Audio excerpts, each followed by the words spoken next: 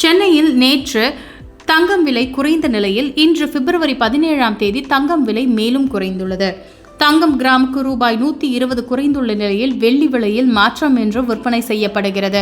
இந்த நிலையில் இன்றைய தங்கம் மற்றும் வெள்ளி விலை நிலவரம் குறித்து விரிவாக பார்க்கலாம்.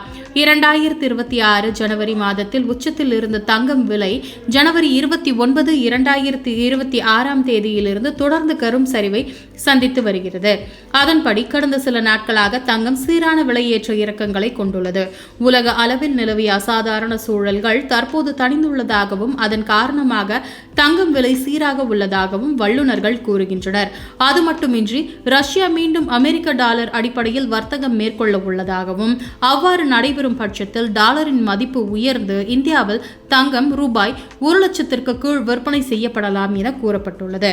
சென்னையில் இன்று அதாவது பிப்ரவரி 17ஆம் தேதியான இன்று 22 கேரட் தங்கம் கிராமுக்கு ரூபாய் 120 குறைந்து 1 கிராம் ரூபாய் 14,320க்கும், சவரனுக்கு ரூபாய் 960 குறைந்து 1 சவரன் ரூபாய் 1,14,560க்கும் விற்பனை செய்யப்படுகிறது.